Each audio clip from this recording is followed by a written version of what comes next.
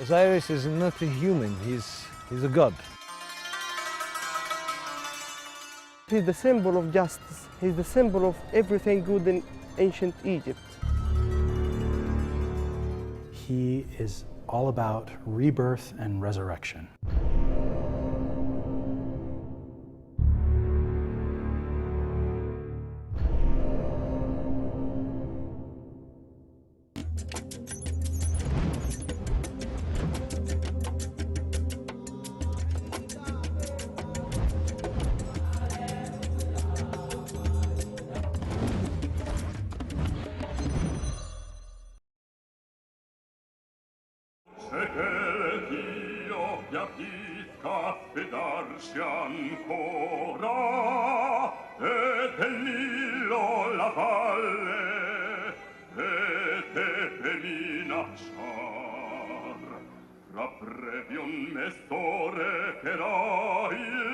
Legend has it that thousands of years ago, there was a king called Osiris.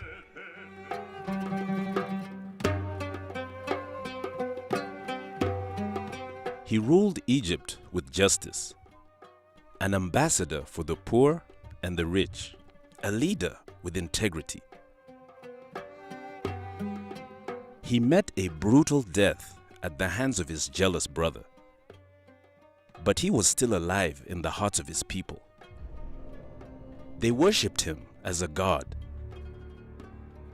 and believed that in death he had become the king of the afterlife.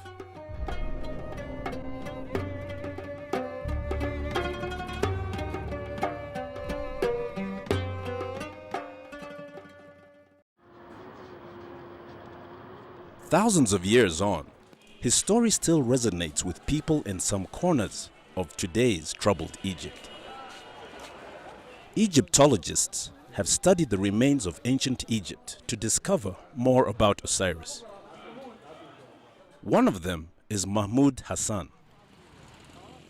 He was born in Luxor, home to the ruins of temples and tombs. This city is often called an open-air museum. Inspired by these striking remains and what they meant to Egypt, Mahmud studied Egyptology. I am in between all these important monuments in the world. So I am coming from the source of the Egyptian history.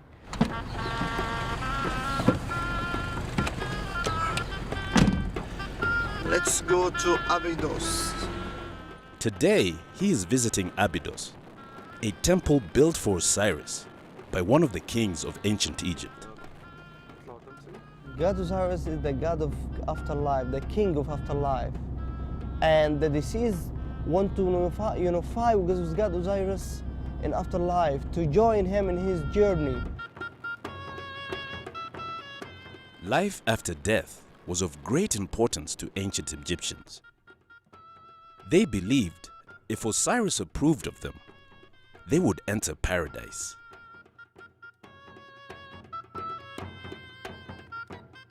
Mahmud has spent many days at Abydos to find out more about the god of the afterlife.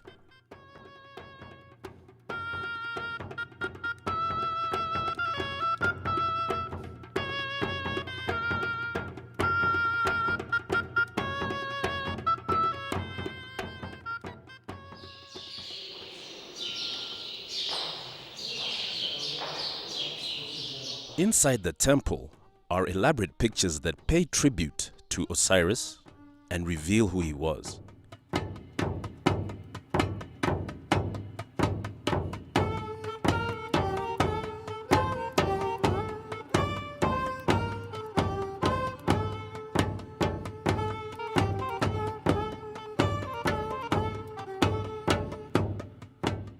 Let's go to the paradise of Osiris.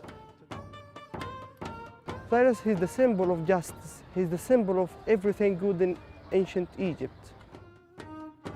People attach the values they most admired to Osiris. Osiris wears an Atef crown, a symbol of his authority over the afterlife. The feathers on either side of the crown represent truth, justice, morality, and balance. In each picture, he also holds two scepters.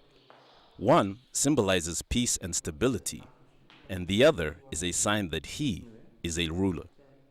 Look at here. He's doing, the king doing bought perfume for the god Osiris here, and behind him his son Horus. Look at here. Jid Medu'in Her Sa Ozir. Horus, the son of Osiris. Okay? Look what he holds in his hand. This is the symbol of linen. The king changed the clothes every day for the god Osiris in his shrine. And here also he's doing the same rituals. Okay? Until he reached to god Osiris again here and change the necklaces, okay, and put another one, okay, and behind him his beautiful wife, she's hugging him, so with two wings.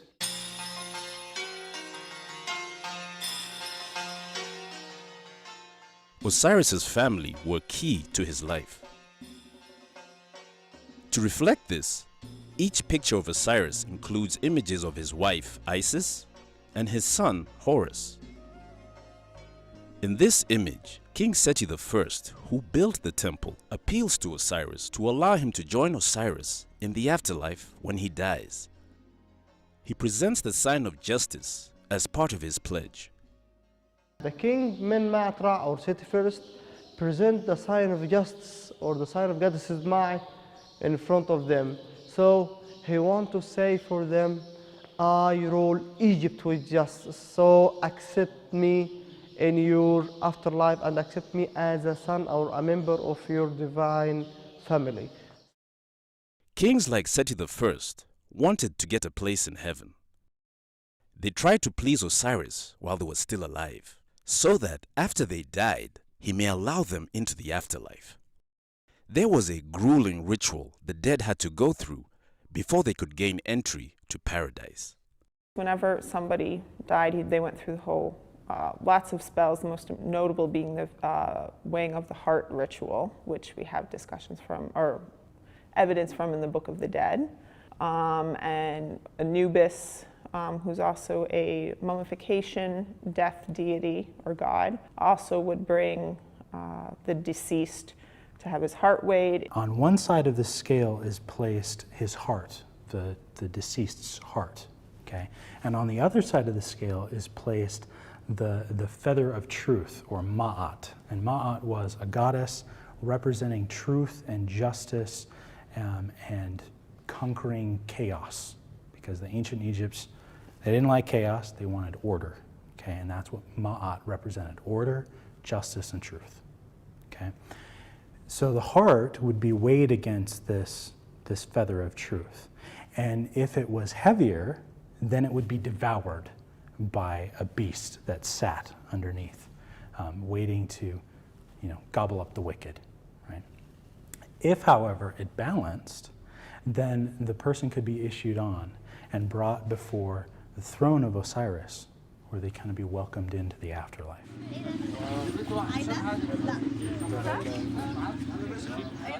At a summer camp, these Egyptian teenagers performed a play that demonstrates exactly how Osiris became god of the afterlife.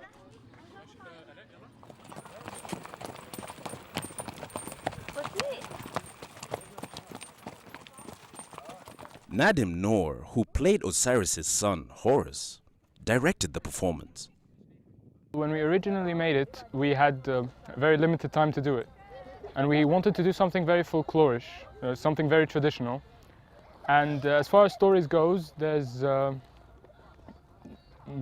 this is possibly the most traditional story there is.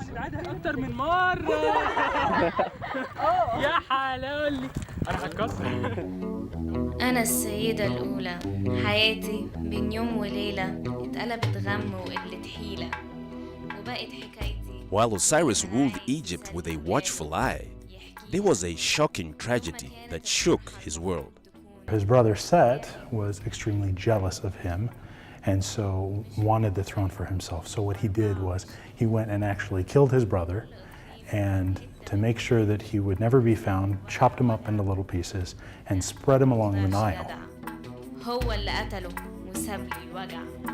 Osiris's jealous brother Set seized the throne and became king.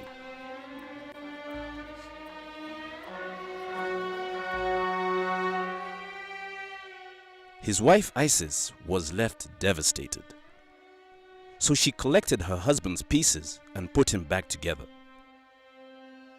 Isis, Osiris's wife, went and gathered the pieces together and bound them together. After 3 days, Osiris came back to life. Osiris was resurrected, and he was the first to do so in the ancient Egyptian mythology. And so that provides him a unique position in the afterlife. While he was alive, Osiris ruled Egypt. In death, he ruled the afterlife. Theater director Hani El-Matanawi ran the camp where these teenagers performed the play. It was a surprise to Hani that these teenagers chose to reenact the legend because it is not widely talked about in Egypt today. Really surprised because they are 15 years old and they are interested in really old story, maybe the oldest story we know, and really not a lot of people talk about it. When we see people talking about this or talking about gods, other gods, and especially when they say that our fathers and were praying to these gods, people who are in these religions, the written religions, are really getting afraid of this. But in the streets of Egypt's capital, Cairo, has Osiris really been forgotten? عمرنا ما اتكلمنا عن القصة دي غير دلوقتي حالا. يعني ممكن نكون درسناها قبل كده في المدرسة بس بعد كده ما اتكلمناش عنها يعني ما حدش كان بيسألنا عليها كتير. هي يمكن قصة إيزيس وأوزوريس كانت قصة قديمة أنا فاكرة منها يعني حاجات بسيطة جدا، لكن هي كانت عبارة عن خير وشر.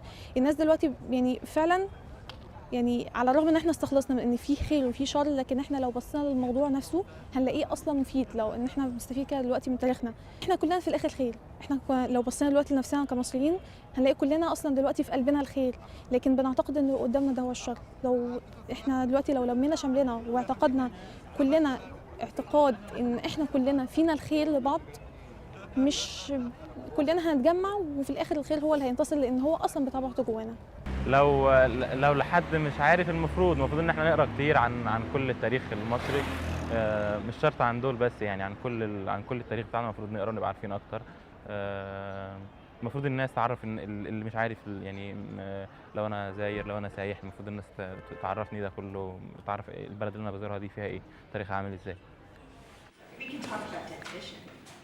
Daniel Johnson came to the American University in Cairo from the USA to study archaeology, believing that there was something to learn about the present day from the past.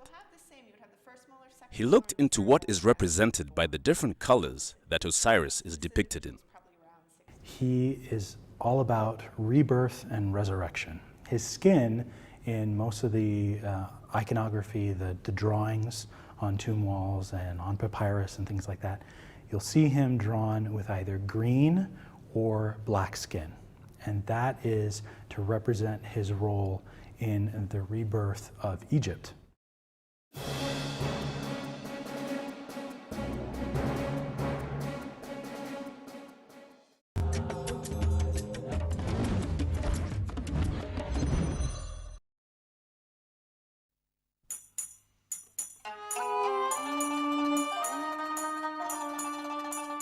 Thousands of years on, justice is still a key value for Egyptians.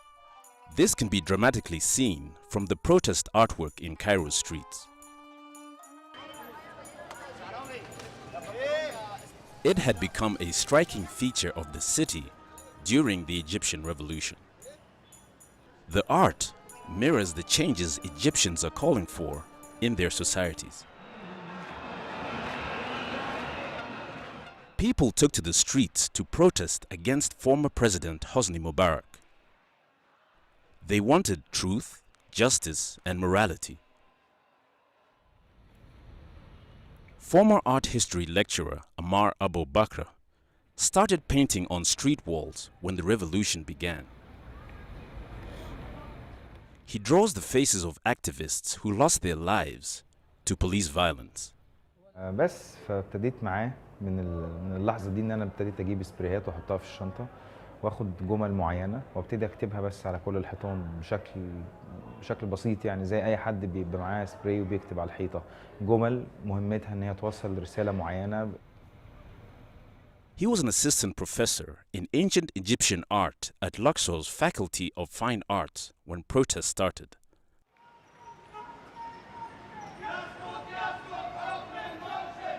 As the revolution spiraled, he left his post of 8 years at the faculty and moved to Cairo. He is one of the main artists who paints next to Tahrir Square on Mohammed Mahmoud Street, which is known for protest graffiti. Ammar integrates modern concepts with themes from ancient Egypt. يعني يحدد شكلي ويحدد مصريتي هي الحاجات المصرية القديمة، هي طريقة تفكيرهم، طريقة طرحهم للرموز كده يعني.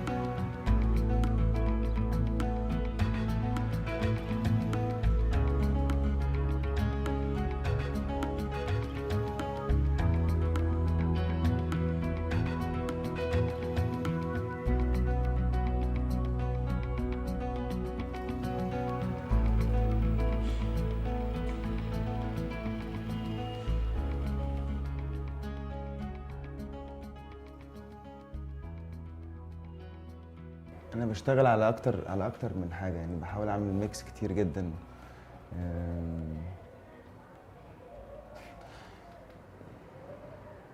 يعني المفروض ان ده بيمثل اوزوريس او بيمثل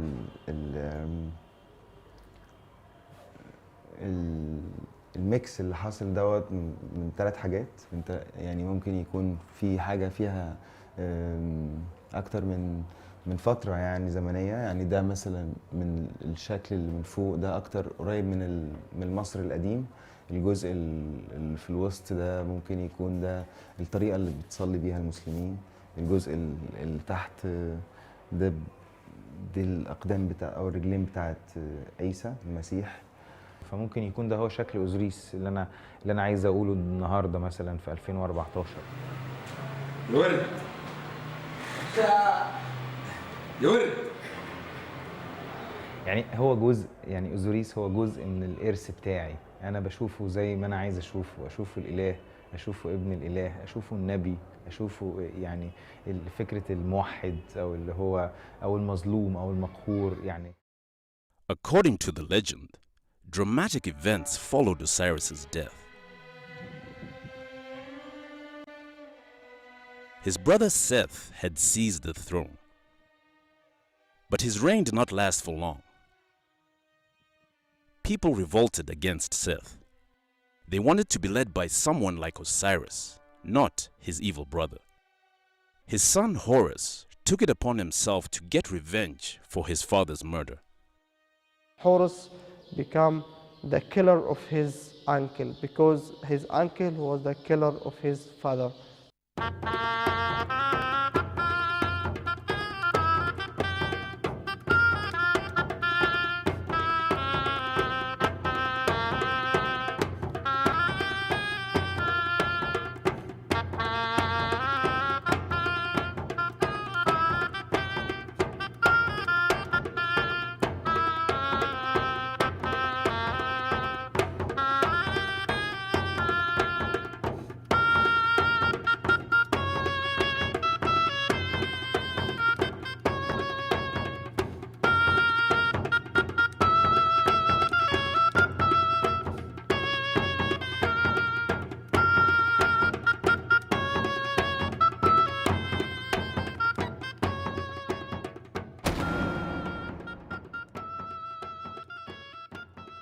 Horus takes the throne back from Set and becomes the true king of Egypt.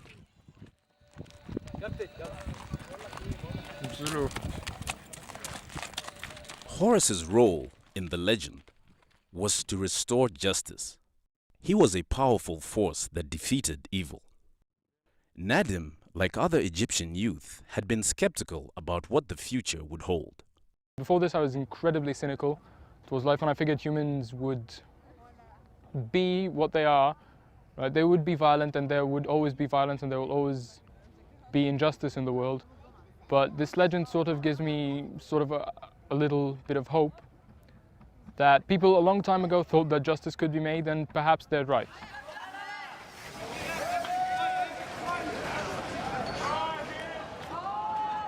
Ammar has immersed themes of the modern-day Egyptian struggle against oppression into his painting. فأنا حاسس إن الثوار عاملين زي الدبان أو الشعب المصري الحكومة بتتعامل معاه كأنه دبان.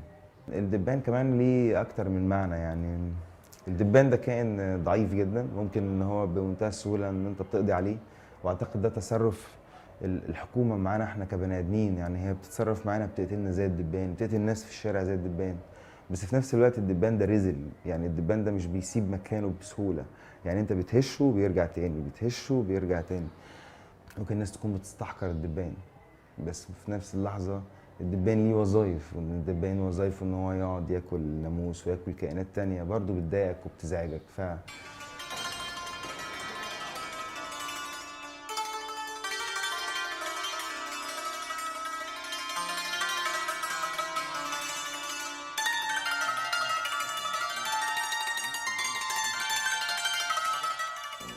مش مهم ان انا ارسم على قدر ما مهم ان انا بدور وبحاول اجرب يعني مش اهميه الشيء ان انا لازم ارسم النهارده اوزوريس او لازم في الوقت ده ارسم اوزوريس على قد ما هو موجود جوه الارث بتاعك بتاع الذاكره الارث بتاعك بتاع المعلومات يعني فهو داخل في كل الاشياء. Ammar has used the badge worn by military police to make a point. دي المفروض ان هي بتبقى كده اهو بس فكانت الفكره ان هي تبقى كده اهو تبقى شبه يعني انا عايز اقول كلام ممكن اكون قاصد بيه يعني اكيد بتهكم او بسخر من البوليس المصري من تصرفاته مع الشعب فعلا مهين يعني او حاجه مشينه بس دي فكرتي مع الكلوت بتاع الامن المركزي. Some other Egyptians have also made connections between Osiris's legend and today's Egypt. People nowadays see the pre-Mubarak era as being somewhat idyllic.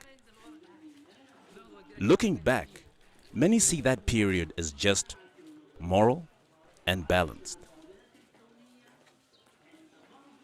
They believe Mubarak brought in a system where those qualities were squeezed out of Egyptian society. Under his regime, political figures and activists were imprisoned without trial. The press was censored, and there was a dramatic rise in corruption.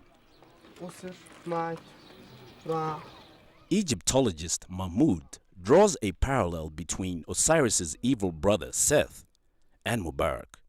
We can compare between Set and Mubarak, okay, because they are the same in their, in their era.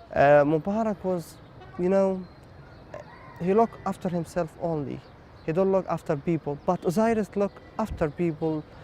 When Set do the same, okay, and Set do the bad things, the people never liked him like Osiris. So they beat him and they fight him, and also they made also revolution against Set because they don't want to let him to be a king of them. The Egyptian revolution that started on January 25th, 2011, overthrew Mubarak in 18 days. In the revolution in the 2011, people went into the street saying, "Red freedom, social justice. It is really very strange that we people now, after 6,000 years, we're still asking for the same things. It's the long fight between justice and injustice. The legacy Osiris left after he died overthrew Seth, according to the legend.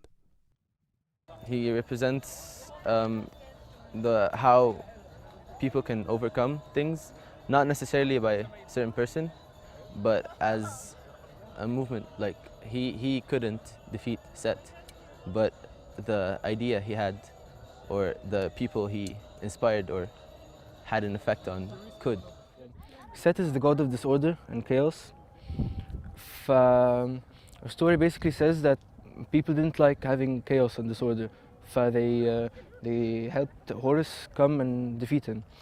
So I said that people, if they don't like the disorder and don't like the system, they will help overthrow it. Horus's role in this particular story is to return that justice, to return the balance towards the situation. Whereas an injustice will done, it needs to be repaid.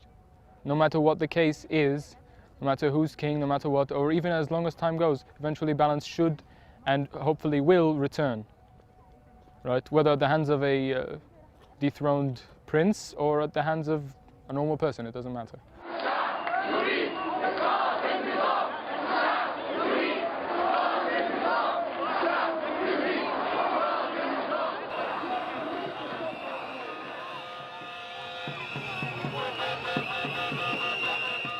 Osiris is not a human, he's a god. So I don't think we need a god, or we need a man or a woman or somebody. Yani. We need people. This is the most important thing in the story. People who come together and think together and getting united.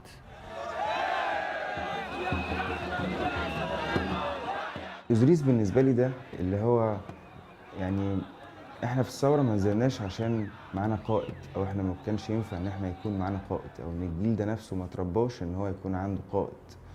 كانت في جملة كده مكتوبة زمان على الحيطة، كنت بحب الطاقة بتاعت الجملة، يعني كانوا كاتبين احنا القائد اللي كلنا مستنيينه.